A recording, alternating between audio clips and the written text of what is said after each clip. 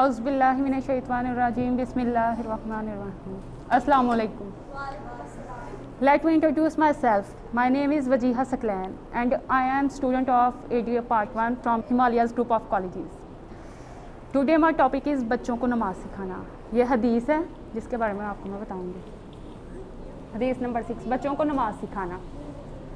इसका पहला पॉइंट है नमाज की अहमियत. नमाज को दीन का सतून कहा गया है और जिसने इसे कायम किया गोया उसने दीन को कायम किया और जिसने इसे कायम नहीं किया गोया उसने दीन को भी कायम नहीं किया. दूसरा है ईमान और नमाज जो है ना वो लाजम मुलाजिम है. जो बंदा ईमान लेके आया उसने नमाज कायम नहीं की और उसका ईमान किसी काम का नहीं है. जिस बंदे ने ईमान लाया और नमाज पढ़ना उस पर फ़र्ज़ हो जाता है. नमाज कायम करना उस बंदे पे फ़र्ज़ है. ईमान लाने के बाद नमाज की अदायगी लाजिम है.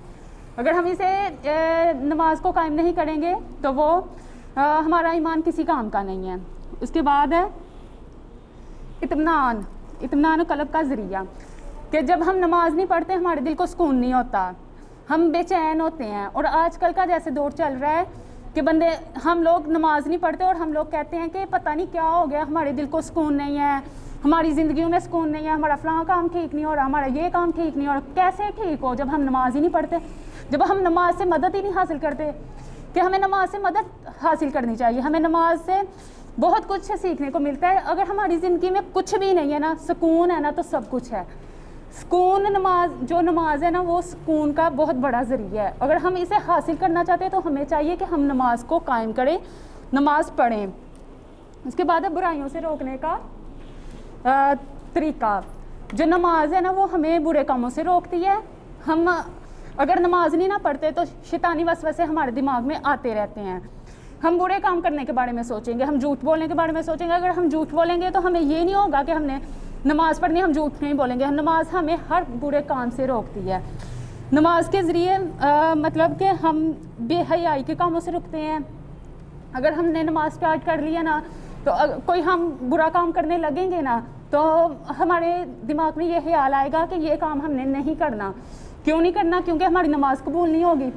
अगर हम चोरी करते हैं 40 दिन तक हमारी दुआ कबूल नहीं होती. जब दुआ कबूल नहीं होगी तो नमाज कैसे कबूल होगी?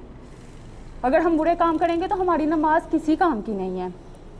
उसके बाद है नमाज दीन का सतून.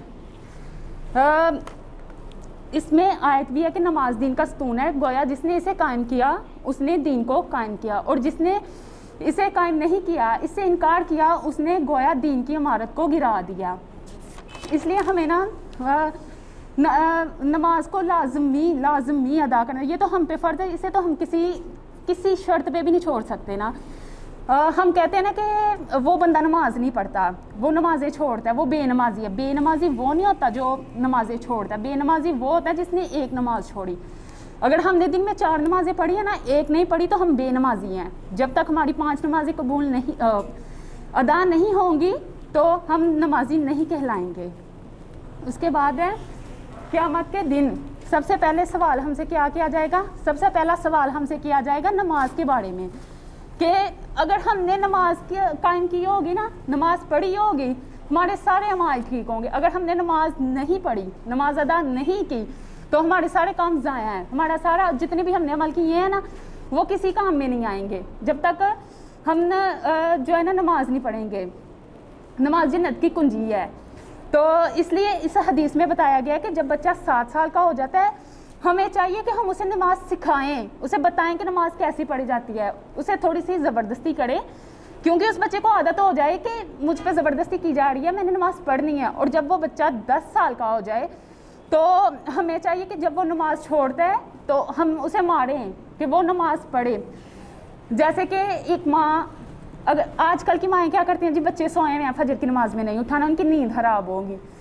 किसी ने कहा कि अगर तुम्हारे घर में आग लग जाए, तुम्हारा बच्चा अंदर सोया हो तो तुम क्या करोगे? तो वो कहती है मैं उसे खींच के लाऊंगी, उसे ज़बरदस्ती उठाऊंगी, बाहर लाऊंगी. अगर मैं उसे बाहर नहीं लाऊंगी तो वो तो आग में जल के मर जाएगा. इसी तरह उन्होंने बोला कि अगर तुम अपने बच्चे को सोए को नहीं ना उठाती तो क़यामत के दिन वो दोज़ख की आग में ऐसे ही जलेगा. तो फिर तुम क्या करोगी? इसलिए तुम جیسے تم اسے آگ سے بچانے کے لیے کھینچو گی، باہر لاؤ گی نا، سیم ویسے ہی تم اسے نماز کے لیے اٹھایا کرو، بولا کرو کہ میں تمہیں جہنم کی آگ سے بچا رہی ہوں۔ اس کی اگزامپل میں آپ کو ایک ایسے دوں گی کہ ہم لوگ اپنے کسی عزیز رشتہ دار کو، فار ایگزامپل ماں باپ کو لے لیں یا بہن بھائی کو لے لیں، ہاں ہم بہت پیار سے، بہت یقین سے، اطمینان سے کہتے ہیں کہ اس بندے کو میں کال کرتی ہوں، یہ بندہ میری کال ریسیو کرے گا، میں کال کرتی ہوں، وہ بندہ کال دیکھ کے بھی اگنور کرتا ہے، کال نہیں ریسیو کرتا، بڑے ہمیں مان ہوتا ہے کہ یہ بندہ کال ریسیو کرے گا، اور جب وہ بندہ ہماری کال ریسیو نہیں کرتا ہمیں کتنا دکھ ہوتا ہے، کال کو اگنور کر دیتا ہے کتنا دکھ ہوتا ہے۔ اسی طرح اذان ہمارے لیے کال ہے جسے ہم ریسیو نہیں کرتے، ہمیں چاہیے اسے ریسیو کرنا۔ جیسے کہ آپ سب کو پتہ ہی ہوگا کہ نماز میں ہم اللہ تعالیٰ سے باتیں کرتے ہیں، جب ہم کال ریسیو کریں گے تبھی اللہ تعالیٰ سے باتیں کریں گے نا، جب ہم نے اذان کا جواب ہی نہیں دینا، اذان کو ٹھیک طریقے سے سننا ہی نہیں ہے، تو ہم کیسے اللہ تعالیٰ سے باتیں کریں گے؟ پھر ایک بندہ ہے وہ 3-4 سال تک اس بندے کو کال کرتا رہتا ہے، اپنے عزیز کسی کو بھی کرتا رہتا ہے، وہ 3 سال 4 سال کرے گا، اینڈ پہ آ کے اس نے یہی کہنا ہے کہ یہ میری کال ریسیو نہیں کرتا، مجھے اگنور کرتا ہے، اسے دفع کرو، میں نے آج کے بعد اسے کرنی ہی نہیں ہے۔ لیکن اللہ تعالیٰ ایسا نہیں کرتے، وہ ہمیں مرتے دم تک موقع دیتے ہیں، وہ ہمیں کال کرتے ہیں کہ ہم ان کی کال ریسیو کریں اور ان سے باتیں کریں۔ اللہ تعالیٰ تو ہمیں دن میں 5 دفعہ کال کرتے ہیں، اور ہم کتنی دفعہ ریسیو کرتے ہیں اور کتنی دفعہ اگنور کرتے ہیں۔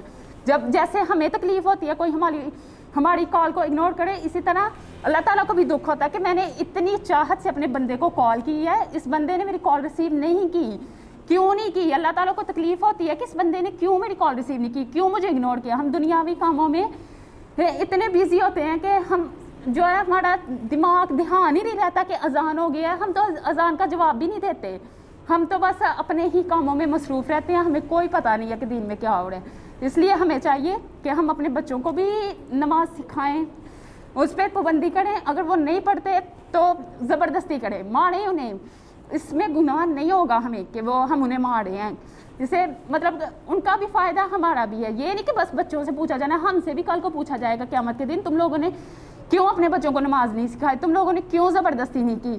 اس لیے ہمیں چاہیے ہم خود بھی نماز پڑھیں، اللہ تعالیٰ کی جب ہمیں کال آتی ہے ہم اس سے ریسیو کر کے اللہ تعالیٰ سے باتیں کریں۔